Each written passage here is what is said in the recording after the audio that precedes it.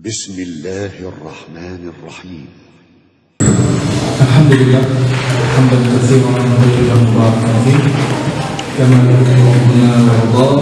أشهد أن لا إله إلا الله وحده لا شريك له وأشهد أن محمدا عبده ورسوله لا نبي ولا رسول بعده.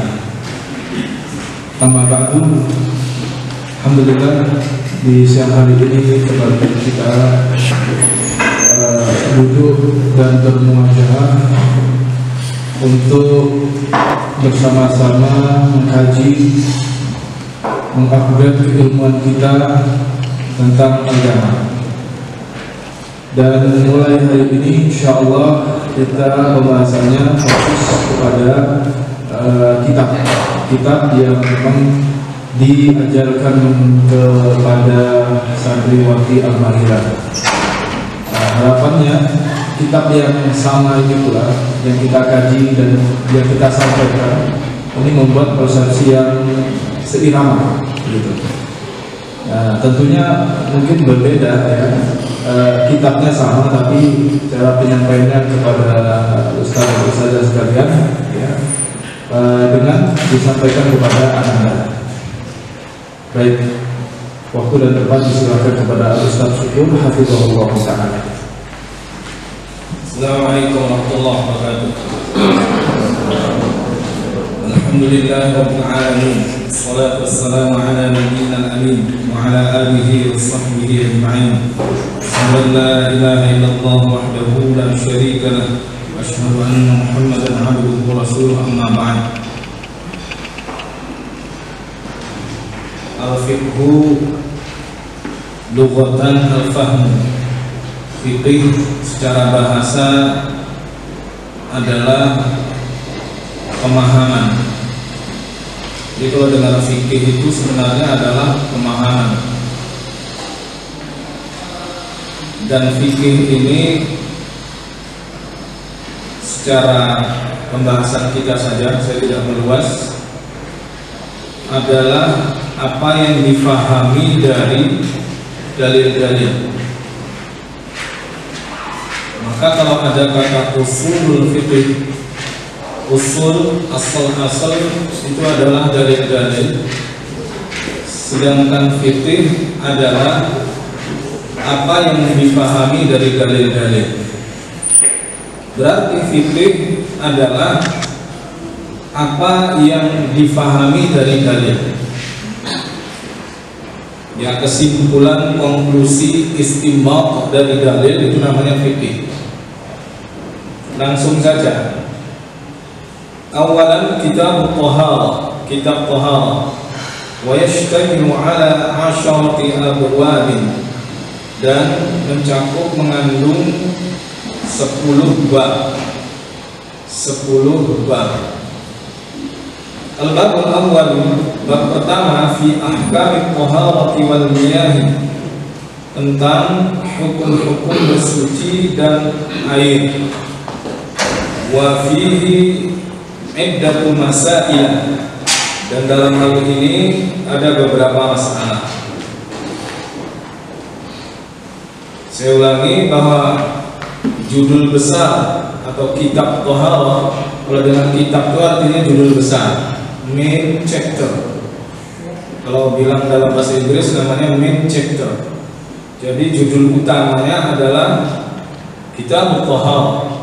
Kitab bukan artinya buku ya, tapi judul besar bersuci. Judul besar bersuci ini mempunyai atau mengandung 10 bab.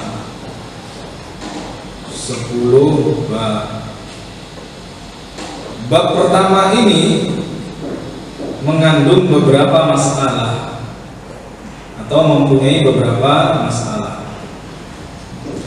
Ya, sekarang kita baca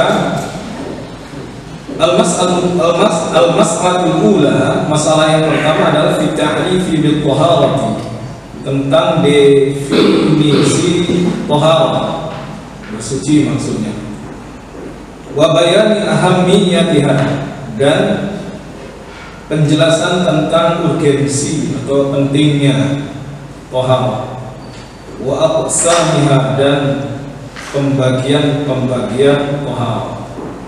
Jadi bab pertama ini definisi, keutamaan, dan pembagian toharoh. Ya, yang pertama yang diambil di sini adalah ahamiyatut taharati wa aqsamuha. Urgensi bersuci dan pembagiannya. At-taharatu hiya, saya baca dulu ya, yang mau tidur enggak apa-apa. Nanti saya jelaskan, kalau dijelaskan satu-satu ya enggak selesai-selesai.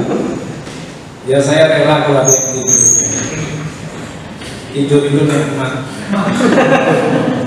Coba tanya orang yang nggak bisa tidur, pasti dia iri melihat dia bisa tidur. Di rumah tidur, di kantor tidur, di kelas tidur. Dia kalau nggak ada malu. Kita teruskan. At-taharatu hiya miftahus shalah. Urgensi pentingnya keutamaan taharah adalah miftahus shalah. Dia adalah kuncinya salat. Dalam bahasa lain, wa akilu syurutiha, dan yang paling kuat dari syarat sah salat. Wasyartu la budda an yataqaddama 'ala al-masyrut, dan syarat harus berada di depan atau mendahului apa yang disyaratkan padanya. Ini kalau dalam bahasa lain mungkin ada yang pernah dengar sesuatu yang nggak bisa sempurna sesuatu kecuali dengannya, maka sesuatu itu adalah wajib. Ma la yatimul wajib, apa-apa yang wajib nggak bisa terlaksana dengan sempurna illa bihi, kecuali dengannya, fahuwa wajib, maka dia menjadi wajib. Itu diantara keutamaan bersuci, menjadi miftahus shalah, kunci salat dalam bahasa lain. Wa akilu syurutiha, dan yang paling kuat, aqwa syurutiha, yang paling kuat dari syarat sah salat. Jadi harus di depan. Dan itulah kalau ditanya pentingnya bersuci.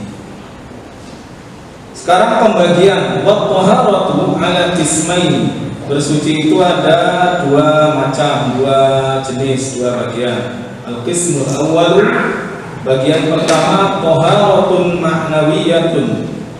Taharah ma'nawiyah.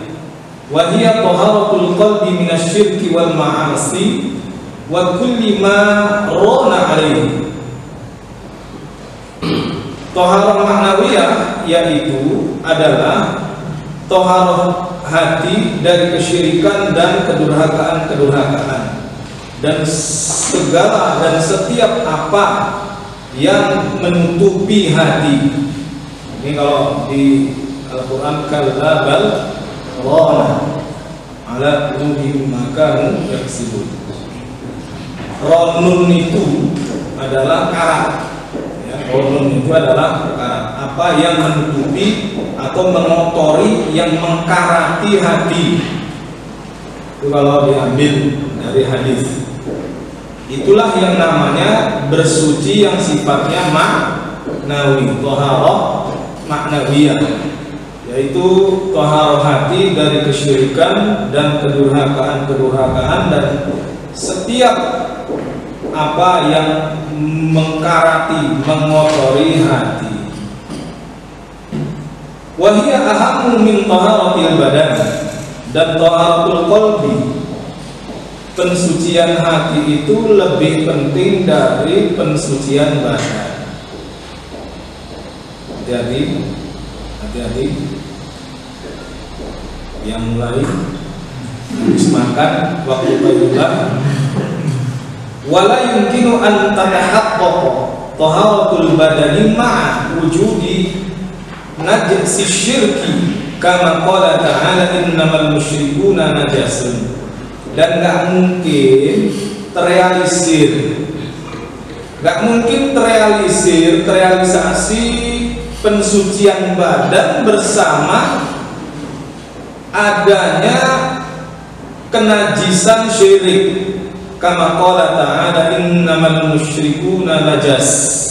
Sungguhnya orang-orang musyrik adalah najis. Ini ada pembahasan sendiri, silakan cek di tafsir-tafsir tentang larangan bagi musyrikun untuk mendekati al-masjidal haram dengan fikihnya. Ada surat Taubah ayat 28. Sudah, itulah pensucian yang sifatnya maknawi. Lawan katanya al-qismus tsani, yaitu bagian kedua at-thaharatul hissiyah. Thaharah hissiyah, thaharah yang sifatnya bisa diindra, hissiyah saja. Wa sayati tafsilul qawli fiha fil usturil taliyah, dan akan datang rincian perkataan tentang ini thaharah hissiyah di baris-baris yang akan datang. Di baris-baris yang akan datang. Sudah, ini cuma pembagian bahwa ada namanya thaharah ma'nawiyah, ada namanya thaharah hissiyah. Kalau ma'nawiyah itu masalah hati gitu saja, dari syirik dan kedurhakaan dan semua yang mengotori hati. Dan kedua, penjelasannya di belakang. Sekarang yang nomor dua yaitu definisi thaharah. Definisi thaharah. Wa hiya fil lughah an-nazafah. Thaharah itu secara etimologi adalah nazafah, pembersihan, minal aqdhar, dari kotoran-kotoran. Wa fil istilah, dan secara terminologi agama, raf'ul hadathi wa zawalul khabathi, mengangkat atau menghilangkan hadas dan menghilangkan najis. Kata hadas dan khabas itu dibahas di catatan kaki. Coba lihat di bawah. Jadi menghilangkan hadas dan khabas itu ada di catatan kaki. Lihat catatan kaki. Nanti saya akan menjelaskan, saya tutup setelah satu lembar atau satu halaman aja. Saya tutup, saya bahas, semoga bisa melek semua. Biar khutbah. Wal murad bi irtifa'il hadath. Kalau mau tadi lihat nomor 1 di hamisnya, al hadath huwa wasfun qa'imun bil badani yamna'u min as-salati wa nahwaha mimma yushtaratu lahu at-taharah. Dia adalah suatu kondisi yang ada di badan. Jadi sifat, ya, sifat yang ada, qa'im juga maksudnya ada di badan, yang menghalangi dari sholat dan yang semisal dengan sholat, dengan apa yang disyaratkan dengannya toharah. Jadi kalau dengan hadas itu masalahnya masalah kondisi badan. Sudah maklum lah nanti kalau dibaca di belakang mafhum. Wa huwa naw'ani. Dan hadas itu ada dua macam. Situ ada hadasun asgharu, hadas kecil, wa huwa alladhi yaqumu bi a'dha'il wudu'i kal khariji minas sabilain min baulin wa gha'itin. Hadas kecil itu adalah yang ada di bagian anggota wudu, seperti keluarnya sesuatu, seperti yang keluar dari dua jalan, kal kharij, seperti yang keluar minas sabilaini al kharij, dari dua jalan, min baulin wa gha'itin, dari air kecil, kencing, maaf, dan juga dari air besar. Itu namanya kondisi hadas kecil, yaitu karena keluarnya sesuatu dari dua jalan. Jadi dia sedang hadas kecil. Apabila keluar, maka jika dia dihilangkan, yaitu tadi dengan bersuci. Kita teruskan dulu. Wa yartafi'u hadza bil wudu, dan hilang ini dengan wudu, dengan bersuci. Yang saya sebut tadi, wa hadasun akbaru, dan hadas besar, wa huwa alladhi yaqumu bil badani kullihi. Ini yang adanya di badan secara keseluruhan. Kal janabati, seperti janabat, wa hadza yartafi'u bil husli, dan ini hilang, terangkat, maksudnya hilang. Yartafi'u itu terangkat, maksudnya hilang dengan mandi. Wa ala hadza, berdasarkan ini, fa taharatul hadathi, maka taharah hadas ada yang kubro, toharoh hadas ada yang kubro, yaitu wahya al-huslu. Wa sughra, ada yang sughra, kubro tadi besar, dan ada yang kecil, wahya al-wudu. Huslu itu mandi, dan yang kecil adalah wudu. Wa badalun minhuma inda ta'adzurihima wa huwa tayammum, dan ganti dari keduanya ketika uzur dari keduanya, tidak bisa menggunakan keduanya, maka wahwa yaitu tayammum. Uzur asyarul mumti, dan seterusnya di belakang. Wal khobas, tadi saya sebutkan ada terminologi agama yang berbeda antara hadas dan khobas tadi. Lihat di situ, khobas adalah an-najasah, yaitu najis. Dari hadas dan khobas pada halaman 1, maksud khobas di situ adalah najis. Itu yang saya maksud tadi. Ini yang istilah yang dijelaskan pada catatan kaki. Jadi secara istilah, toharoh adalah raf'ul hadas wa zawalul khobas, menghilangkan hadas dan menghilangkan najis. Menghilangkan najis. Kita baca dulu, nanti satu halaman kita tutup, baru kita bahas. Wal muradu birtifa'il hadas, dan yang diirodah, yang dimaksud dengan hilangnya hadas, izalatul wasfil mani'i minas salati bisti'malil ma'i fi jami'il badan, menghilangkan keadaan yang menghalangi dari sholat dengan menggunakan air di semua badan. Ingkanal hadasul akbar, jika hadas itu adalah besar seluruh badan.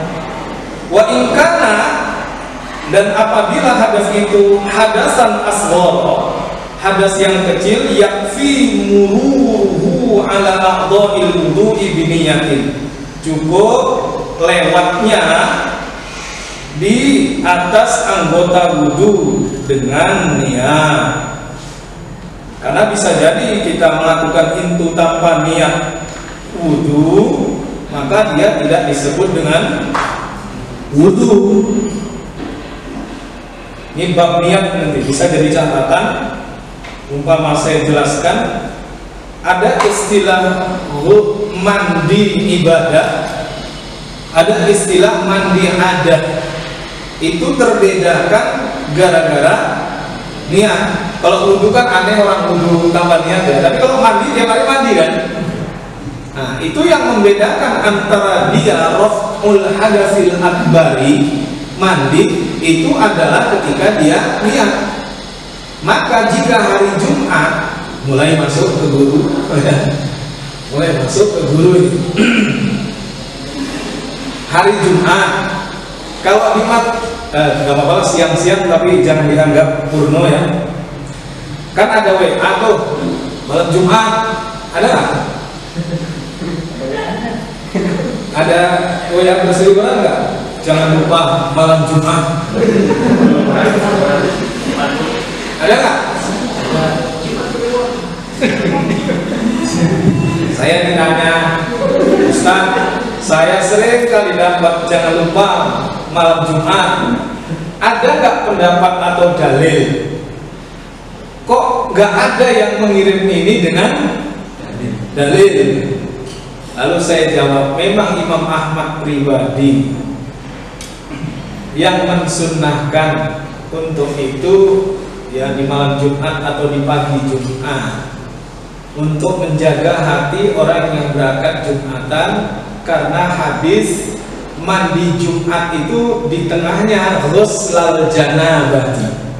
Kalau dia berangkat Jumat lalu dia mandi seperti mandi janabah, itu kan mantuk teksnya, nasnya, mafhumnya dipahami Imam Ahmad. Ya itu tadi,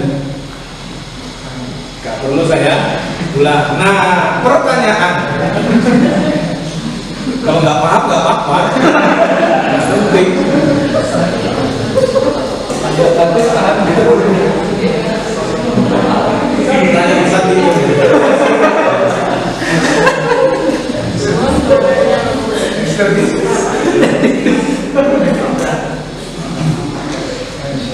Ya, ada yang nanya, masuk bab kita tadi kan bayan ya, penjelasan tentang maksud saya. Ustaz, tadi saya pas mau berangkat Jumat mandi, tapi saya baru sadar pas berangkat Jumat itu tadi saya mandi apa? Lalu mau berangkat saya berada dalam keadaan janabat atau saya junub. Junub itu orangnya, janubah ya junub. Saya mandi, dan mandi saya ya itu masalah mandi Jumat. Mandi Jumat problem nggak? Problem. Saya tanya, bagi saudara mandi Jumat hukumnya? Nah, kalau bagi Abu Hanifah, Malik dan Syafi'i sunnah lah mandi janabah. Problem, paham? Nah, apa hukum mandi janabah? Wajib. Lada mandi Jumat sunnah lah. Tadi niatnya mandi Jumat. Pulang nanti.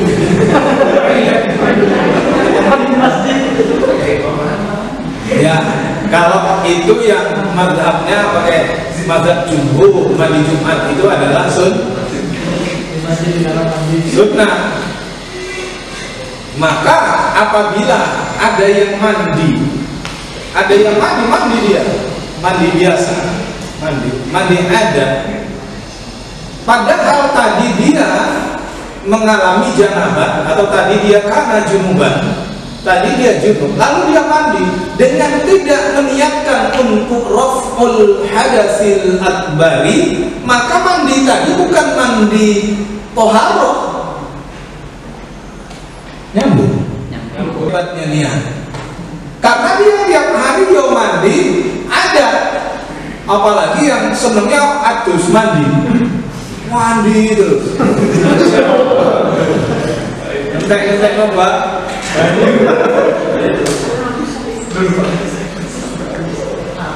Loh, ini saya mengingatkan hati-hati.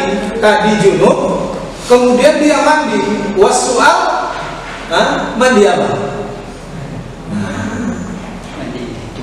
Dibedakan antara mandi adat dan mandi janabah.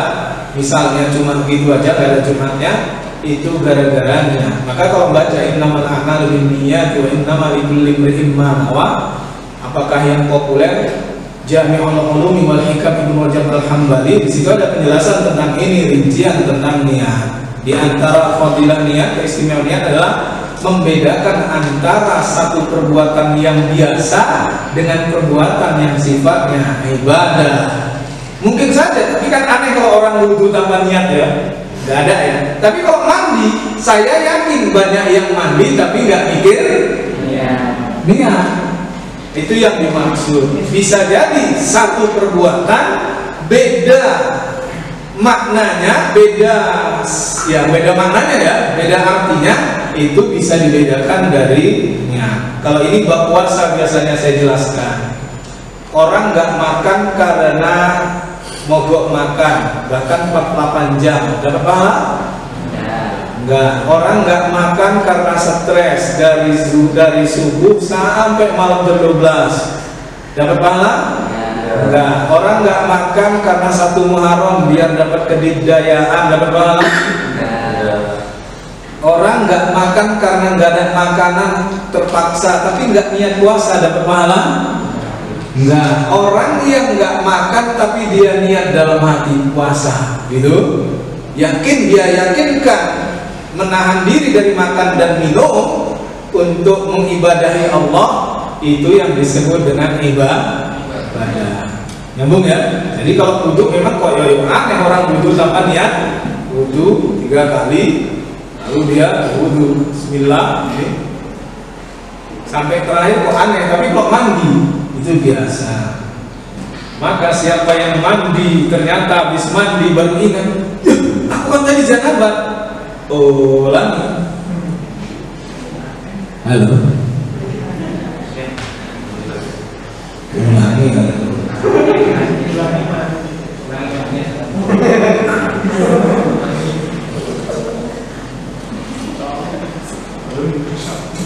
Ya sudah, nggak ada yang ngantuk kan?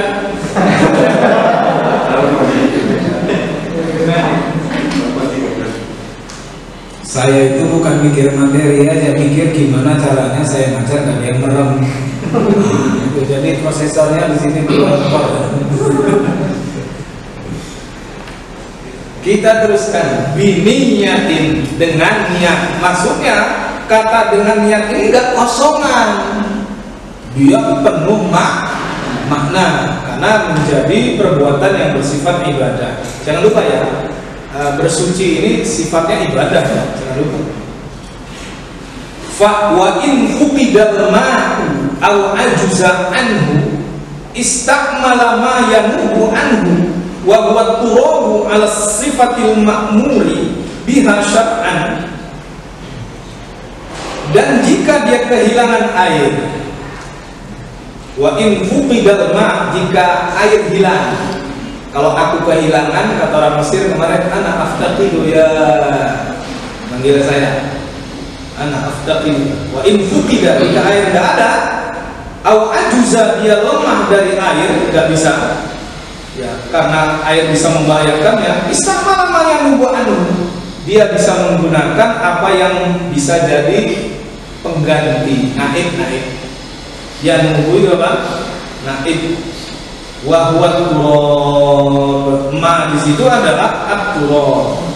Ini yang dimaksud dengan bersuci itu ibadah, karena dari air bisa pindah ke tanah. Tentunya caranya ala sifatil ma'muri biha syar'an. Tentunya caranya, sifatnya yang diperintahkan untuk melaksanakan sifat itu biha syar'an, bukan asal-asalan. Jadi alas sifatul tayammum maksudnya. Kan ada sifatul wudu, ada sifatul tayammum, ada sifatul ghusl, ada sifatus shalah. Di sini wa alas sifatil ma'muri biha syar'an. Secara syara, secara agama. Ya, itu maksudnya kalau nggak ada. Dan dalilnya Rasulullah SAW ini dari Ammar bin Yasir, ketika dia pulang, dia bercerita, ya Rasulullah, aku di jalan mimpi yang menyebabkan aku harus mandi, lalu aku bergulung-gulung sebagaimana bergulung-gulungnya hewan. Amarratu kama tatamarratu dabba, gulung-gulung. Jadi sahabat Ammar ini ngira gulung-gulung. Lalu Nabi bersabda, yakfika antakula biyadaika hakaza. Nabi praktekkan, cukup bagimu sebenarnya. Maksudnya sebenarnya itu kalau kondisimu kayak itu gak ada air, melakukan begini. Nabi mempraktekkan cara tayamum atau sifatut tayamum. itu Bukhari Muslim. Atau pakai yang hadis, kumpulan hadis-hadis yang menjadi sahih kalau kumpul-kumpul. Nabi SAW didatangi beberapa sahabat yang bercerita, di jalan di antara kami ada yang jatuh, lalu kepalanya terluka parah. Lalu dia berkata, tadi malam aku mimpi yang menyebabkan aku harus mandi janabah. Apakah ada keringanan untukku, wahai teman-teman, untuk tidak mandi janabah? Lalu sahabat-sahabat yang lain bilang, nggak ada keringanan untukmu untuk ya bisa menggunakan debu. Lalu dia mandi dan mati. Lalu Nabi menegur keras dengan redaksi yang di belakang biar nggak banyak memori. Itu yang dimaksud bisa menjadi naib, pengganti dari air jika memang nggak ada, walaupun dalam keadaan junub, walaupun itu hadas besar, walaupun itu hadas besar. Cuma nanti jadi pembahasan kapan kita seperti itu. Jangan-jangan gara-gara listrik mati tayamum pula nggak sampai. Jangan-jangan gara-gara PDAM mati, padahal air isi ulang berjibun di mana-mana, lalu tayamum, bukan gitu. Nggak ada air, padahal di Indomaret, di Alfamaret, Alfamidi dan yang lainnya banyak, bukan begitu. Memang tidak ada sama sekali. Kita teruskan dulu. Wal muradu bizawalil khabas, dan yang diirodah dimaksud dengan hilangnya khabas ai zawala, karena ai itu di belakangnya jadi maf'ul. Ai zawalan najasati minal badani was thawbi wal makani, hilangnya najis dari badan dan pakaian dan tempat. At-taharatul hissiyatu ala nau'aini, sedangkan taharah hissiyah ada dua macam, taharatul hadatsin wa takhtassu bil badan. Taharah hadas ini khusus untuk badan, wa taharatul khabas, dan taharah khabas, taharah najis, wa takunu fil badan, itu adanya di badan, was-thawbi, dan pakaian, wal makani, dan tempat. Dan ini saya teruskan dulu baru nanti pindah ya, beberapa baris lagi. Masih betah ya? Ya.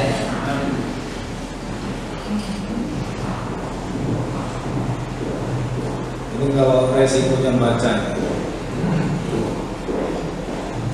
Wal hadasu ala nau'aini, hadas ada dua macam, hadasun asghar wa huwa ma yajibu bihil wudu, yaitu apa yang mewajibkan wudu, wa hadasun akbar, dan hadas besar, wa huwa ma yajibu bihil ghusl, apa yang mewajibkan untuk mandi. Wal khobasu ala salasati anwa'in, dan khobas ada tiga macam. Khobasun yajibu ghusluhu, khobas wajib mandinya, dan wa khobasun yajibu nadhuhu, dan khobas najis cuma disiram. Nadhah itu kalau diharfiahkan cuma nyiram sedikit, beda dengan sobba yasubbu, beda dengan dituang, disiram. Nanti saya bahas. itu sudah dibahas di bulan Ramadan. Wa khobathun yajibu mas'uhu, dan ada khobas najis yang cuma wajib diusap. Saya akhiri dengan penjelasan tentang najis itu apa. Najis itu apa? Saya ajak mikir. Kenapa saya tidak? Saya khawatir nanti ada yang merem. Najis itu apa? Najis itu apa? Yang keluar dari, maaf, ubul dan dubur. Itu najis. Ya, keluar dari ubul dan dubur.